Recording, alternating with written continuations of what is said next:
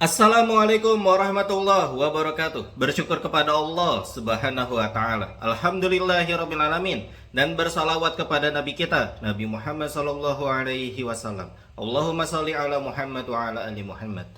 Baik teman-teman sekalian, kita akan lanjutkan kembali ke ngaji kita ya, yaitu Sirah Nabawiyah, yaitu tentang perkenalan dakwah Madinah, yaitu kelompok orang-orang Yahudi di negeri Madinah. Oke, kita akan share screen. Oke, bismillahirrahmanirrahim. C. Nah, kita sudah bahas yang A dan juga yang B. Yang A itu adalah terkait dengan kelompok ini ya, orang-orang Muslim, baik itu dari golongan Ansor, yaitu orang-orang asli Madinah ya, yaitu suku Aus dan juga Khazraj. Dan kemudian juga orang-orang Muhajirin ya, yaitu orang-orang yang berhijrah dari Mekah ke Madinah. Sedangkan kelompok B adalah orang-orang munafik ya. Nah itu. Ataupun orang-orang yang belum berislam gitu ya, orang-orang kafir, masih menyembah berhala, dan kemudian juga ada orang-orang munafik gitu ya, pura-pura masuk Islam gitu, padahal dalam hatinya terdapat permusuhan ataupun kebencian terhadap Islam.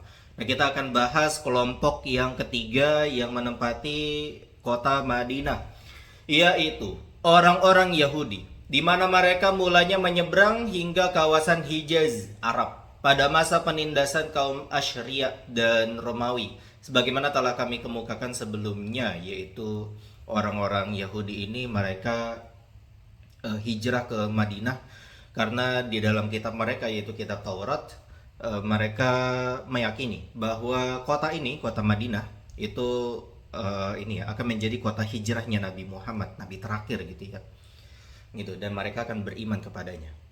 Oke, kita lanjutkan. Mereka ini sebenarnya adalah kaum Ibrani, akan tetapi setelah lari ke Hijaz, melebur dalam kultur Arab, baik dalam pakaian, bahasa maupun kebudayaan. Ya, namanya juga ratusan tahun ya, jadi sudah melebur gitu ya. Bahkan nama kabilah dan nama-nama mereka berubah menjadi ke-Arab-Araban. Bukan itu saja, antara mereka dan bangsa Arab pun telah terjadi pernikahan dan persemendaan. Hanya saja mereka masih menjaga ketat fanatisme kebangsaan mereka, dan sesungguhnya dapat dipastikan bahwa mereka belum berasimilasi dengan orang-orang Arab tersebut.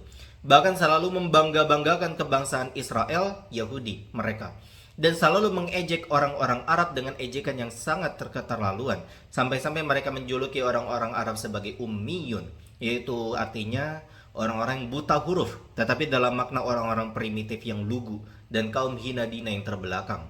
Mereka berpendapat bahwa harta orang-orang Arab halal bagi mereka. Mereka bisa memakannya sesuka mereka. Hal ini sebagaimana disebutkan dalam firman Allah Ta'ala, yang artinya dalam surat Ali Imran ya, ayat 75, yang artinya mereka mengatakan tidak ada dosa bagi kami terhadap orang-orang ummi. Mereka juga tidak memiliki semangat menyebarkan agama. Modal yang mereka miliki dari agama mereka hanyalah tradisi untung-untungan, sihir, meniup pada buhul-buhul, jampi-jampi, dan semisalnya. Dengan hal itu mereka menganggap diri mereka sebagai orang-orang berilmu, memiliki keutamaan dan kepemimpinan spiritual. Mereka juga amat mahir dalam seni, mencari peluang kerja dan mengais rezeki. Perbisnisan biji-bijian, kurma, arak, dan pakaian berada di tangan mereka. Mereka pemasok pakaian, biji-bijian, dan khomer dari luar kota, serta mengekspor kurma. Selain pekerjaan tersebut, mereka juga mengerjakan pekerjaan lainnya. Mereka mengambil keuntungan dengan berlipat-lipat ganda terhadap semua orang-orang Arab. Bahkan tidak hanya sebatas itu, mereka juga memakan riba, memberikan pinjaman kepada para sesepuh dan pemuka orang-orang Arab, sehingga para pemuka tersebut mendapatkan puji-pujian dari para penyair dan citra yang baik di kalangan manusia, setelah membelanjakan harta tersebut untuk hal yang tidak bermanfaat dan berguna. Namanya juga orang jahiliyah gitu ya, masa kebodohan gitu. Mereka ngutang kepada orang-orang Yahudi ini, dan kemudian ngutangnya itu bukan untuk hal yang produktif ya, cuma konsumsi saja gitu, belanja saja untuk pamer gitu ya. Mereka juga menerima penggadaian lahan, tanah, tanaman-tanaman dan kebun-kebun dari para pemimpin tersebut. Hasilnya apa? Beberapa tahun kemudian sudah menjadi milik mereka orang Yahudi. Licik juga ya. Mungkin bisa dikatakan pintar juga ya. Di samping itu, mereka juga gemar menyebarkan isu, membuat persekongkolan, tindakan kesewenang-wenangan, dan kerusakan. Mereka tebarkan permusuhan dan kebencian di antara sesama kabilah-kabilah Arab yang bertetangga. Mereka memperdaya sebagiannya atas sebagian yang lain dengan siasat licik tersembunyi yang tidak disadari oleh kabilah-kabilah tersebut, sehingga perang berdarah pun tetap berlangsung di antara mereka. Jari jemari mereka masih terus membakar api-api perang tersebut. Setiap kali hampir reda dan padam, gitu. Adu domba lagi, adu domba lagi, adu domba lagi. Provokasi lagi. Setelah tindakan memprovokasi dan memperdayai tersebut, mereka duduk sebagai penonton, memandangi tanpa bersuara terhadap apa yang terjadi pada orang-orang Arab tersebut. Nah, benar, mereka membekali mereka pinjaman dengan bunga yang berat agar mereka tidak menghentikan perang akibat kesulitan dana. Dengan perbuatan ini, mereka mendapatkan dua keuntungan. Pertama, bisa menjaga keutuhan pilar Yahudi. Kedua, mampu pula membiayai pasar riba agar mereka dapat memakannya dengan berkali-kali lipat dan mendapatkan kekayaan yang besar. Di kota Yathrib alias Madinah, terdapat 3 kabilah Yahudi yang masyhur. Nah, ini ingat-ingat nih.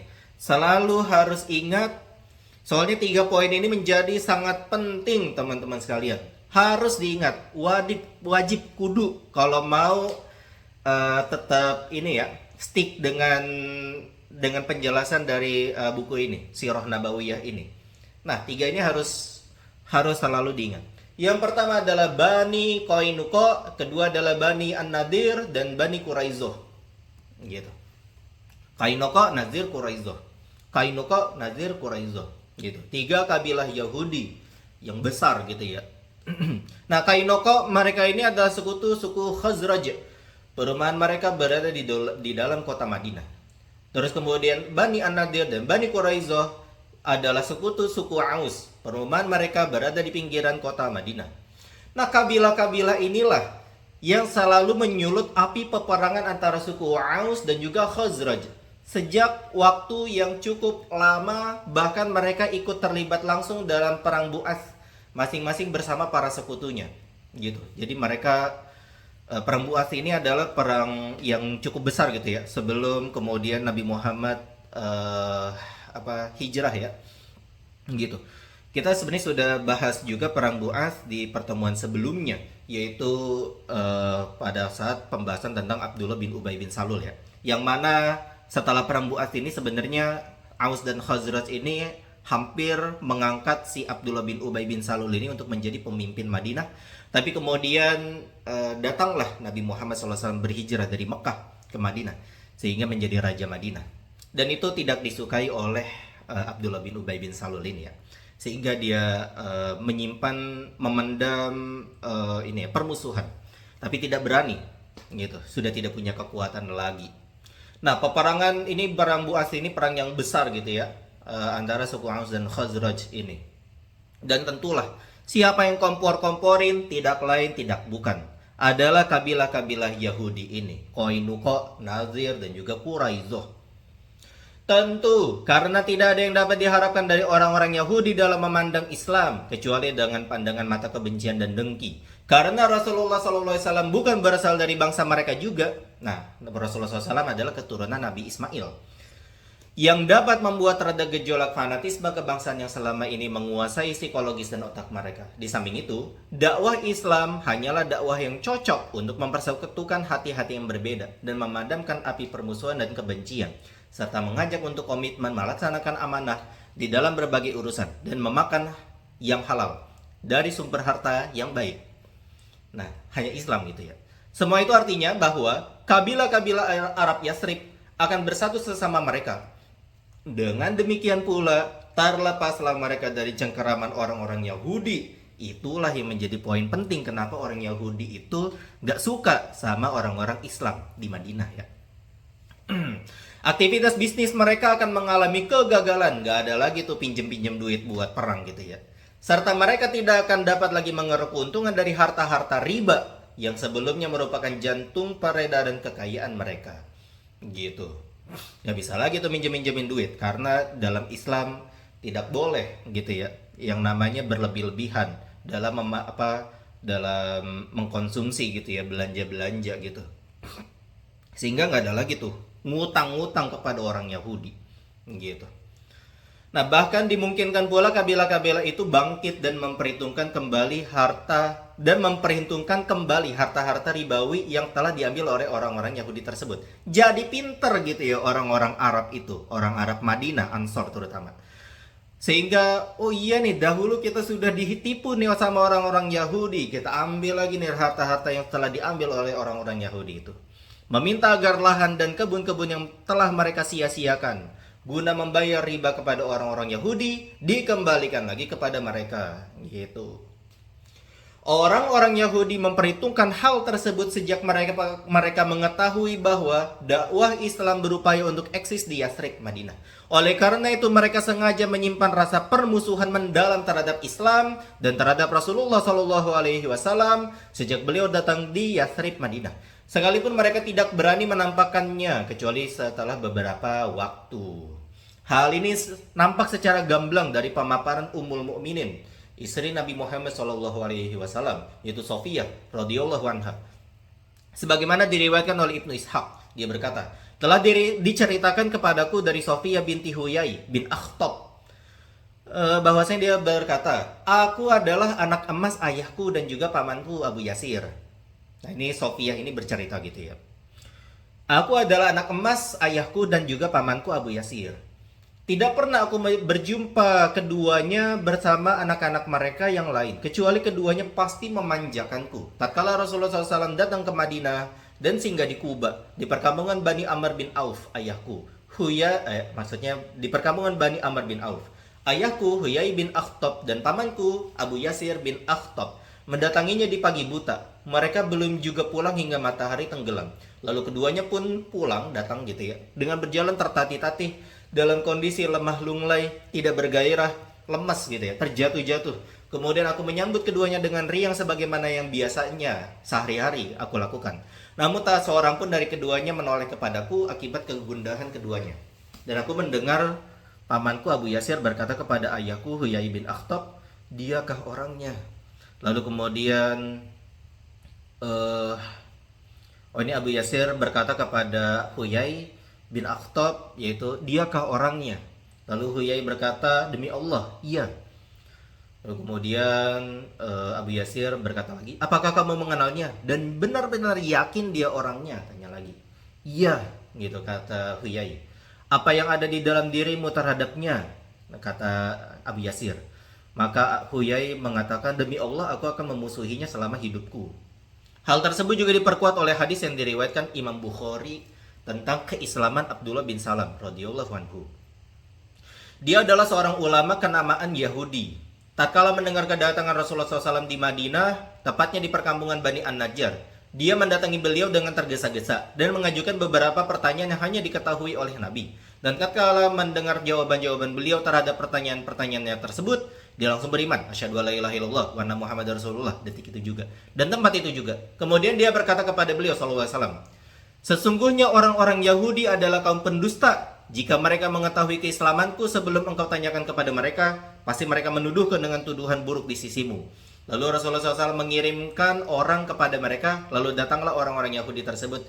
Sementara Abdullah bin Salam ngumpet gitu ya, masuk ke dalam rumah. Lantas Rasulullah SAW berkata, bagaimana pendapat kalian tentang Abdullah bin Salam? Maka orang-orang Yahudi menjawab, dia adalah orang yang paling berilmu, paling pintar. Dan anak orang yang paling berilmu di antara kami. Orang paling pilihan. Dan anak orang paling pilihan di antara kami. Dalam lafaz yang lain, dia adalah pemuka, Abdullah bin Salam. Abdullah bin Salam itu adalah pemuka, anak pemuka kami. Gitu. Dalam versi yang lain lagi, dia Abdullah bin Salam orang yang paling baik dan anak orang yang paling baik di antara kami. Orang yang paling utama dan anak orang yang paling utama di antara kami. Gitu. Lalu Rasulullah SAW berkata, bagaimana pendapat kalian andaikan Abdullah masuk Islam? Maka orang-orang Yahudi itu menjawab, semoga Allah melindunginya dari melakukan hal itu. Semoga Allah melindunginya dari melakukan hal itu. Semoga Allah melindunginya dari melakukan hal itu. Itu ya, sampai 3 kali dia bilangnya.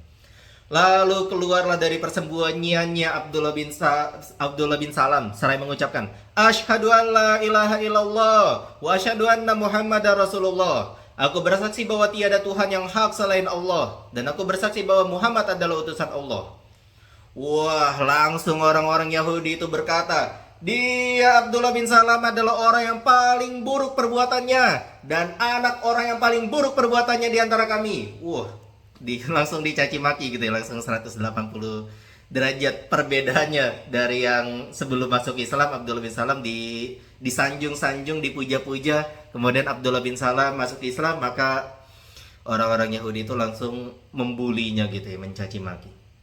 Dalam lafaz yang lain, Abdullah bin Salam mengatakan, wahai orang-orang Yahudi, bertakwalah kepada Allah. Demi Allah, tiada Tuhan yang hak selainnya. Sesungguhnya kalian sangat mengetahui bahwa dia adalah utusan Allah dan dia membawa kebenaran. Maka mereka berkata, kamu telah berbohong.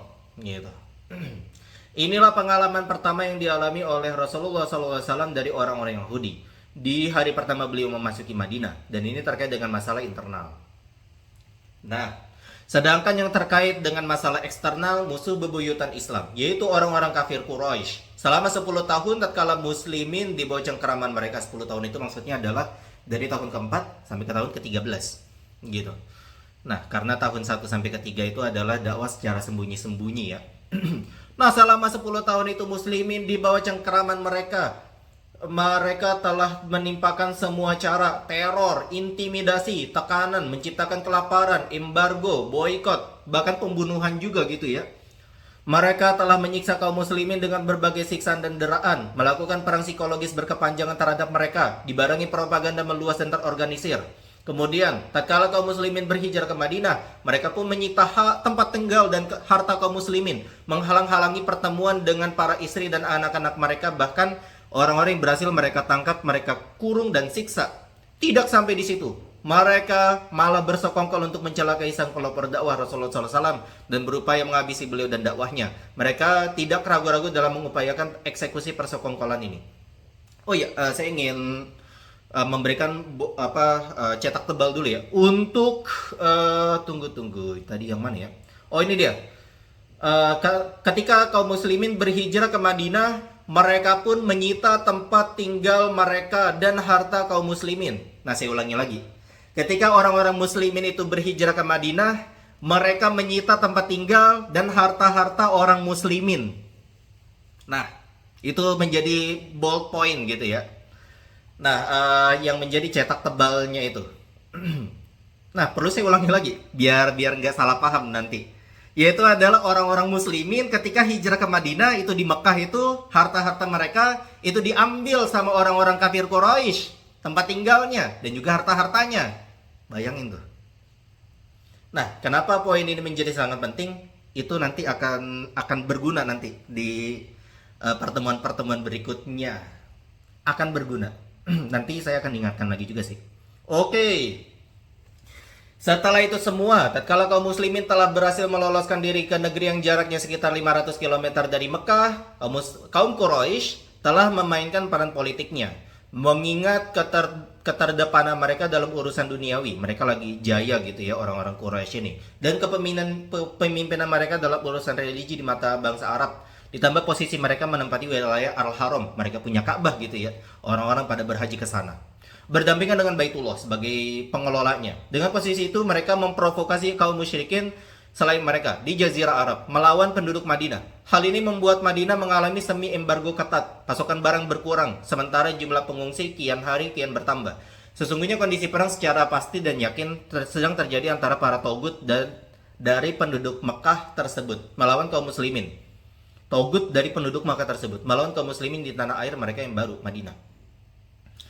Sudah merupakan hak kaum muslimin untuk melakukan penyitaan terhadap harta para togut tersebut sebagaimana dulu harta mereka disita balik membalas siksaan-siksaan yang pernah ditimpakan kepada mereka dengan siksaan semisalnya, menciptakan rintangan di jalan kehidupan mereka sebagaimana mereka pernah melakukan itu di jalan kehidupan kaum muslimin, serta mengganjar para togut tersebut secara seimbang sehingga mereka tidak mendapatkan jalan untuk melenyapkan kaum muslimin dan menghabisi mereka sampai ke akar-akarnya.